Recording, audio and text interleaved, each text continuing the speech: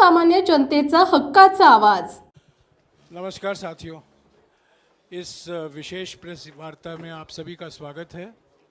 एक अत्यंत महत्वपूर्ण मुद्दे पर अभी राहुल जी आपको संबोधित करेंगे। Rahul ji. Are they going to put this stuff up here? Srivatsa, are you putting this up here? नमस्कार, कैसे हैं?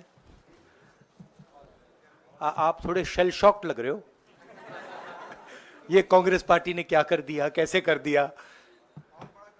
हाँ, अच्छा इसी के कारण है ये। अच्छा ज्यादा लोग आ गए। ओके। नहीं देखिए, आज हम बड़ी इंपॉर्टेंट चीज के बारे में आपको कहना चाहते हैं। पहली बार हमने नोट किया कि चुनाव के समय प्रधानमंत्री ने, होम मिनिस्टर ने और फाइनेंस मिनिस्टर ने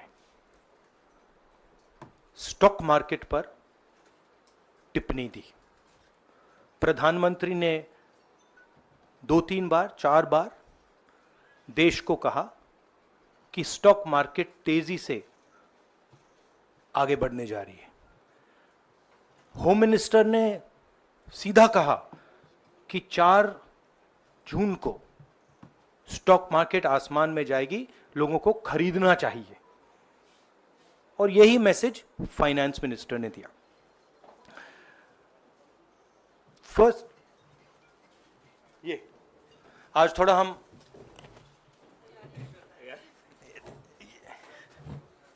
तो ये क्रोनोलॉजी है।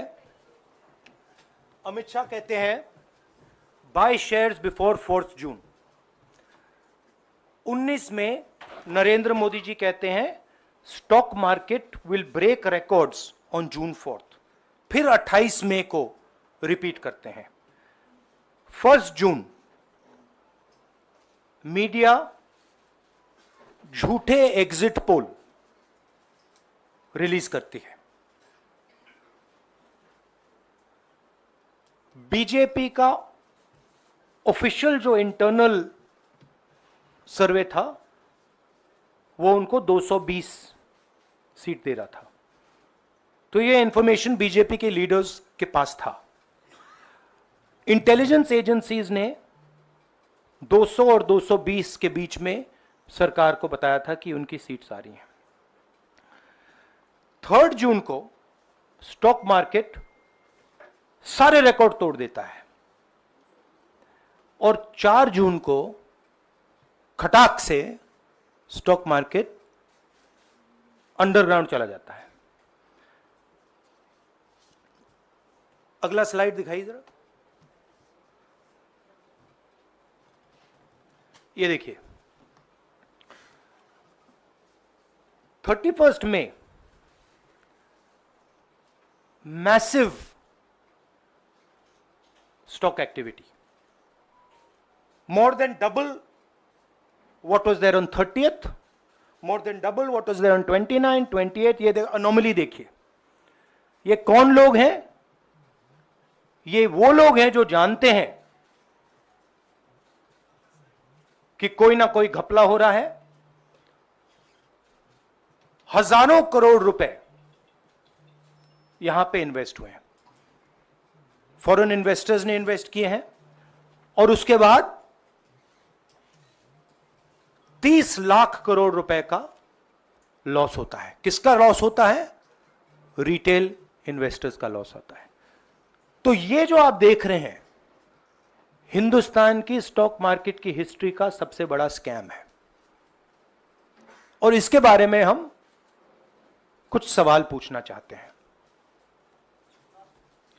पहला सवाल, why did PM and HM give specific investment advice to the 5 crore families investing in the stock market? Is it their job to give investment advice? Second, why both interviews were given to the same media house owned by the same business group, which is also under SEBI investigation for manipulating stock market? Third, what is the connection between the BJP, the fake exit pollsters, and the dubious foreign investors who invested one day before the exit polls were announced and made a huge profit at the cost of 5 crore families. We demand a JPC into this. We are absolutely convinced that this is a scam. Somebody has made thousands of crores of rupees at the cost of Indian retail investors, and the Prime Minister and the Home Minister have given an indication to buy. And this is a criminal act. So we demand today a joint parliamentary committee to investigate this. मैं हिंदी में बोल देता हूं, प्रधानमंत्री ने देश की जनता को इन्वेस्टमेंट एडवाइस क्यों दी, और 5 करोड़ परिवारों को जो इन्वेस्ट करते हैं उनको प्रधानमंत्री ने, होम मिनिस्टर ने स्टॉक खरीदने का आदेश क्यों दिया। दूसरा, दोनों इंटरव्यूज जो किए गए थे वो अदानी जी के जो चैनल्स हैं उनको दिए गए थे, उन पर सेबी का इन्वेस्टिगेशन हो रहा है, तो उन चैनल्स का क्या रोल है। और बीजेपी के बीच में जो फेक एग्जिट पोलस्टर्स हैं और ये जो फॉरेन इन्वेस्टर्स हैं, इनके बीच में क्या कोई रिश्ता है, और अगर रिश्ता है तो क्या है। हम जेपीसी चाहते हैं, हम इन्वेस्टिगेशन चाहते हैं, और देश इसकी सच्चाई जानना चाहता है। धन्यवाद। शुक्रिया राहुल जी। साथियों, अभी अभी राहुल जी ने आपको स्पष्ट तरीके से क्रोनोलॉजी समझ लिया है। बार बार गृह मंत्री कहते थे अब क्रोनोलॉजी समझिए। आज राहुल जी ने देश को क्रोनोलॉजी समझाया है। इसके ऊपर अगर आपके सवाल हैं तो एक एक करके आप पूछेगा, एक एक करके पूछेगा। I haven't said the chronology in English, so I'll say the chronology in English. 13th May 2024, the Home Minister says, buy shares before 4th of June. This is a clear indication to retail investors and others to buy stock. 19th May, for the first time, and then repeatedly until the 28th May, the Prime Minister says that the stock market is going to break records on 4th June. Finally, on 1st June, completely fictitious exit polls are released. These investors are given a completely wrong impression. And on the 3rd of June, as we all know, the stock market breaks all records and then crashes on the 4th of June. Whoever has made money as the stock market rose and also as the stock market crashed. And we are interested in having a joint parliamentary committee, a JPC, to investigate the role of the Prime Minister, the role of the Home Minister, role of BJP members, and also those people who have done these fake exit polls. And finally, we want to understand who are the people, these foreign investors, who did these trades. So we want an investigation for that. शुक्रिया राहुल जी। हाँ संजय। राहुल जी, इससे पहले भी आपने Adani issue पे JPC पिछली लोकसभा में मांग की थी, तो क्या आप चाहेंगे कि ये इशू और हिंडनबर्ग इशू दोनों कंबाइन हो और दोनों की जांच हो? ये जो इशू है, this is a broader issue than just the Adani issue. It is connected to the Adani issue, but this is a much broader issue. This is directly the Prime Minister of India, Home Minister, who are privy to data on actual election results, who have IB reports, who have their own data, who are advising retail investors to buy stock on the 4th. This has never happened before. And by the way, the Prime Minister has never commented on stock market before this. This is the first time the Prime Minister has commented, very interestingly. And multiple times, one after the other, saying that stock market is going to boom, stock market is going to boom, stock market is going to boom. And at the same time, he has information that the exit polls are wrong. He has information that he knows what is going to happen because he has IB data and he also has his own party data. हाँ जी रवि। राहुल जी, मेरा सवाल यही है कि जी news ने भी ये सारी चीज़ बताई है जनता को कि कई चैनलों ने मिलकर ये सब चीज़ किया है, जिस तरह से एग्जिट पोल करके लोगों को गुमराह किया है, जिस तरह से शेयर बाजार में सारा कुछ हुआ है, जी न्यूज़ ने भी इस मामले को उठाया है और बताया है। और आपके कहने का सीधा अर्थ है कि अडानी को इसका फायदा उठाने के लिए किया गया है? नहीं, मेरा कहने का ये अर्थ है कि उसमें अदानी इन्वॉल्व हो सकता है, मगर ये अदानी से बहुत बड़ी चीज है। इसमें बीजेपी के सबसे बड़े नेताओं ने कहा है, रिटेल इन्वेस्टर्स को मैसेज दिया है कि आपको स्टॉक खरीदना चाहिए। उनके पास इंफॉर्मेशन थी कि एग्जिट पोल्स गलत हैं, उनके पास इंफॉर्मेशन थी कि बीजेपी को फुल मेजॉरिटी नहीं मिलने वाली है, और वो जानते थे 3 जून को और 4 जून को क्या होने वाला है। कितने का 30 लाख, कितना 30 लाख करोड़ का नुकसान हुआ है, कितने का 30 लाख करोड़ रुपए का नुकसान हुआ है और हजारों लाखों करोड़ रुपए का चुने हुए लोगों को फायदा हुआ है। और हम इंक्वायरी चाहते हैं प्रधानमंत्री पर, होम मिनिस्टर पर, जिन्होंने एग्जिट पोल किया उन पर, और ये जो फॉरेन इन्वेस्टर्स हैं उन पर। हाँ शमिन।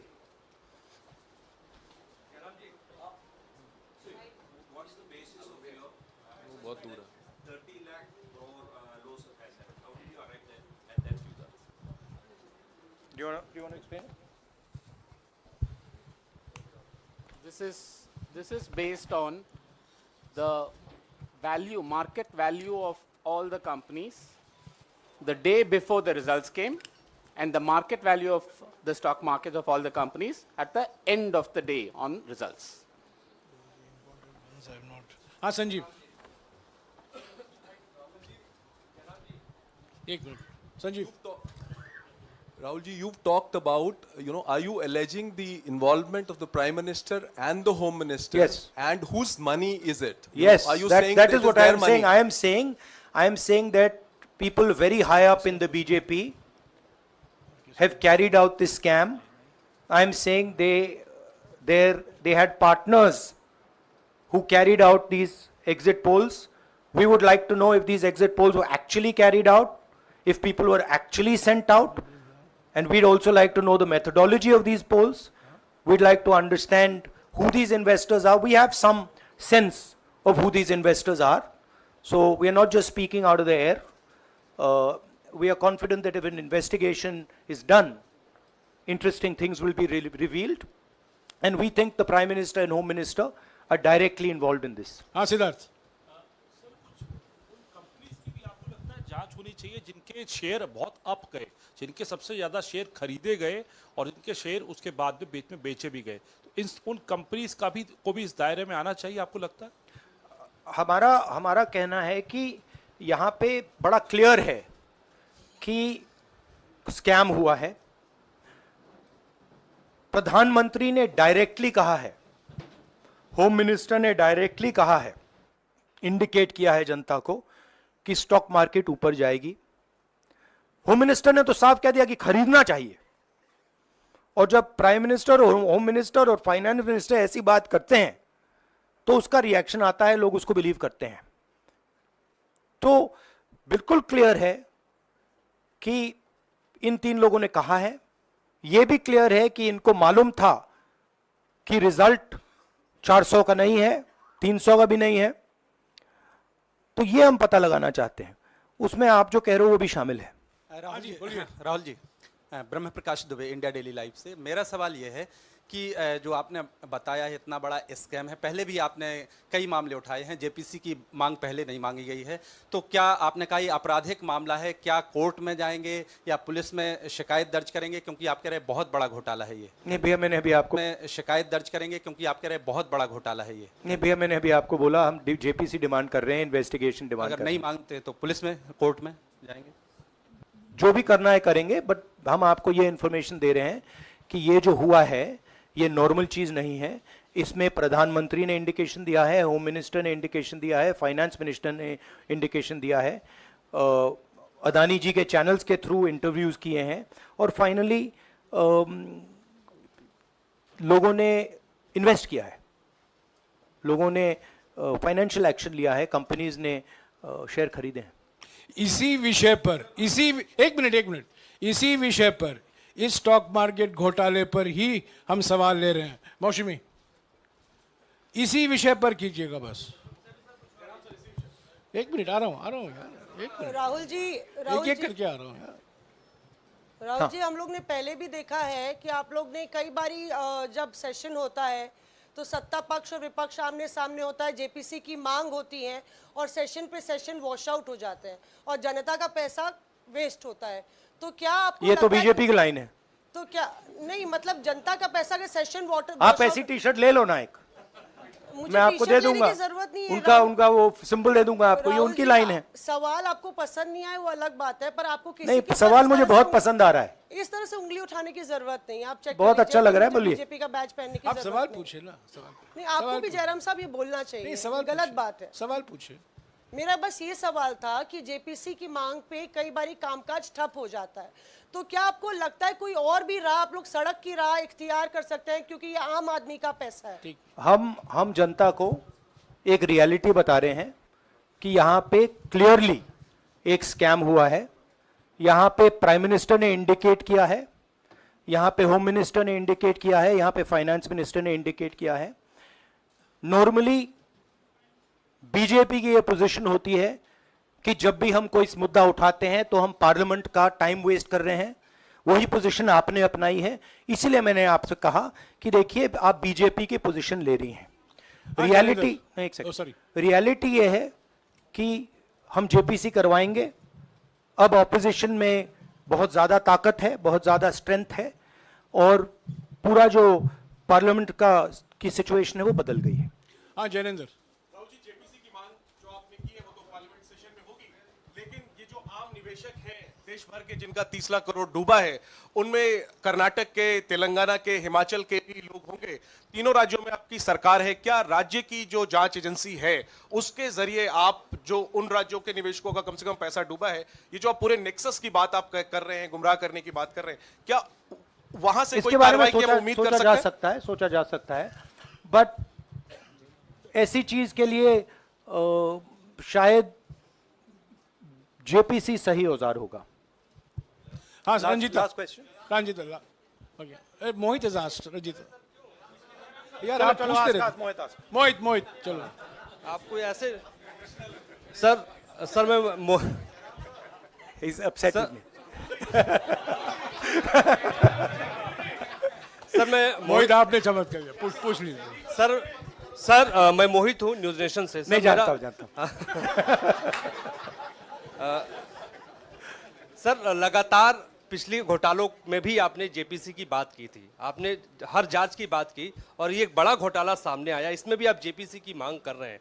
कितनी उम्मीद है कि लोग जेपीसी की ये लागू करेंगे? आपको क्या लगता है कि ये जेपीसी लागू करने वाले अगर नहीं करेंगे फिर क्या करेंगे आप लोग? नहीं, हम प्रेशर लगाएंगे, डालेंगे, बट मुझे लगता है कि जो पहले राजनीतिक सिचुएशन थी, जिस इम्प्यूनिटी के साथ प्रधानमंत्री पहले काम करते थे, मुझे लगता है वो अब खत्म हो गया है, तो दूसरा नतीजा आएगा। राहुल जी, ये आखिरी है क्या और दो लेंगे? ये आखिरी है। नहीं, आखिरी हो गया, इन्होंने कह दिया आखिरी। ओके रंजीता।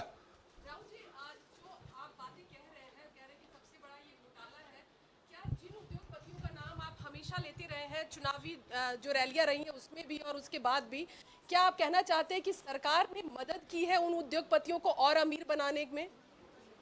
नहीं, मैं कह रहा हूं, मैं सिर्फ सरकार की बात नहीं कर रहा हूं, मैं दो इंडिविजुअल्स की बात कर रहा हूं।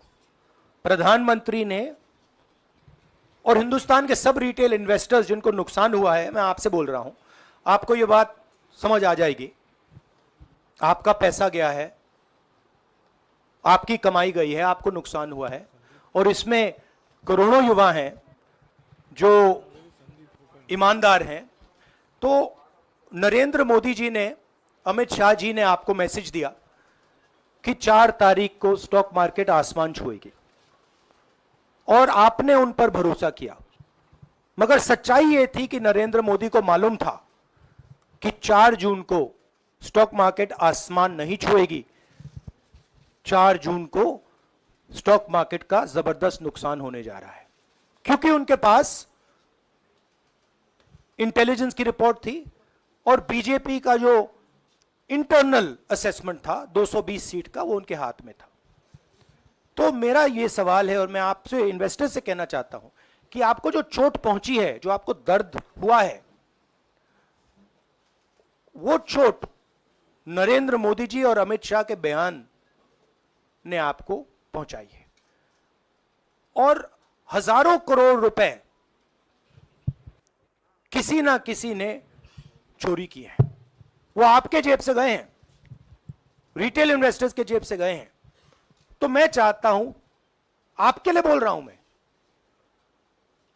आपके लिए बोल रहा हूं कि इन्वेस्टिगेशन होना चाहिए, पता लगाना चाहिए कि प्रधानमंत्री जी ने, होम मिनिस्टर ने आपको यह गलत इंफॉर्मेशन क्यों दी और ये कौन लोग हैं, इन्वेस्टर्स जो हैं, फॉरेन इन्वेस्टर्स हैं, जिन्होंने इस दिन फायदा उठाया। ये देखिए ग्राफ है, ये रेड चार्ट जो है, इसको देख लीजिए। ये नॉर्मल ट्रेडिंग है, ये नॉर्मल ट्रेडिंग है, ये ग्रे वाली नॉर्मल ट्रेडिंग है। और ये जो ट्रेडिंग है, ये अबनॉर्मल ट्रेडिंग है, ये 2-3 गुना है। और फिर ये हुआ है नुकसान। तो ये नरेंद्र मोदी जी और अमित शाह से मैं पूछ रहा हूं कि आप में इसमें आपका क्या रोल था, और रिटेल इन्वेस्टर्स के लिए पूछ रहा हूं, आपकी मदद के लिए, आपकी मदद करने के लिए पूछ रहा हूं, और इन्वेस्टिगेशन होगा तो आपके लिए होगा। धन्यवाद, शुक्रिया। Thank you.